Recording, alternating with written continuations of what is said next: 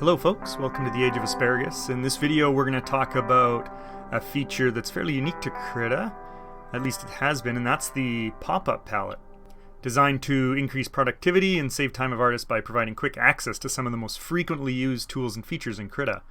The pop-up palette can be accessed by right-clicking on the canvas, or for myself, the way I have it set up, that's the equivalent of hitting the upper pen button on my stylus.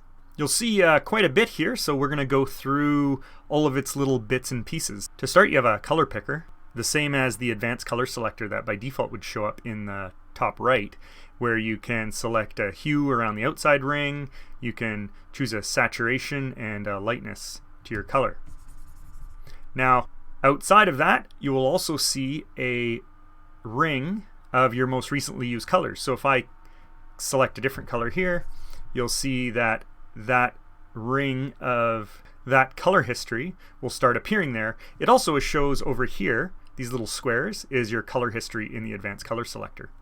In the corner over here, you can see these two bubbles is my foreground color, green, and my background color, white. You can't actually switch them, but it is nice. It allows you to see what color you've picked for your foreground color. If you do want to swap them, you can use X on your keyboard, which will swap between your foreground color and your background color. Now, just a note about the color history here, it doesn't save with your document currently, so when you restart Krita, even if you open the same document, this will be gone. So you may still want to have a corner of your canvas where you just have your colors,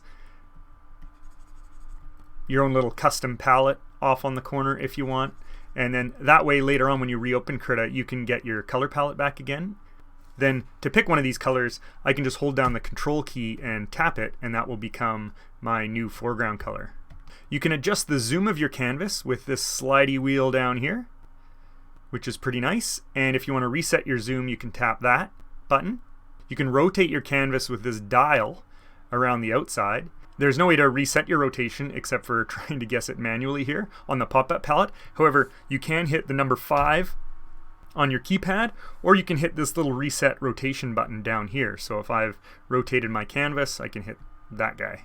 You can switch to canvas only mode with this button here, which you can also do by hitting tab on your keyboard, which will toggle between the two.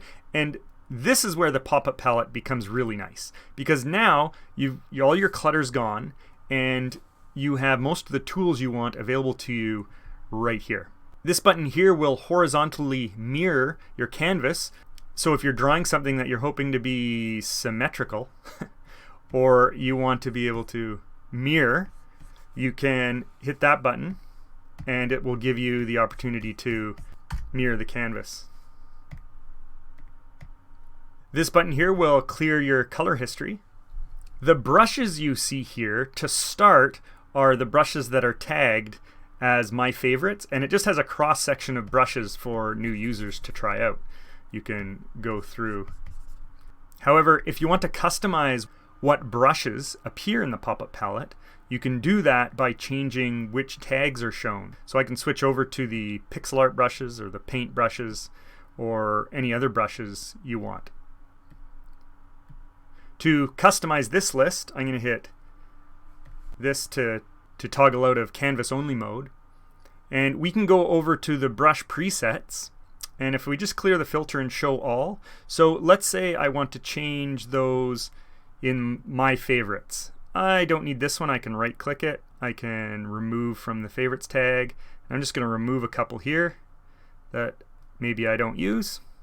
And if you want to add some more, then let's go to all, and you can pick the ones you do like and right click them, assign to tag, and you can assign them to, looks like that one's already there, let's pick a different one.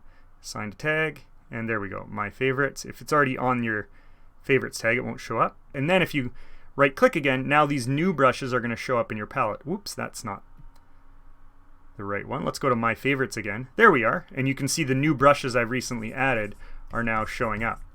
By default, the pop-up palette will only show 10 brushes, but you can change that from the setting menu, go to configure Krita, and then in the general section, go to the miscellaneous tab, and you can see here number of palette presets. You can increase, you can't decrease, but you can increase. So if I wanted more, I could go 15, and now there we go, I've got a lot more. But That makes it look kind of funny, right? Let's go back to 10. There we go. If you hit this little expansion arrow here, we can get some common brush options available to us, which again, if we're in full screen mode here with tab or by hitting this toggle button there, is nicely enables us to change our brush size, can change the opacity of our brush, change the rotation of our brush. We can reset all those settings back to their defaults as well. You can even add a few more things into here by hitting this menu option, and for example, you could change the spacing of the brush, which is the spacing between subsequent plops here, which I think if I set it something like this, you should start seeing the effect. There you go. Look at that. That's low spacing compared to what it was before.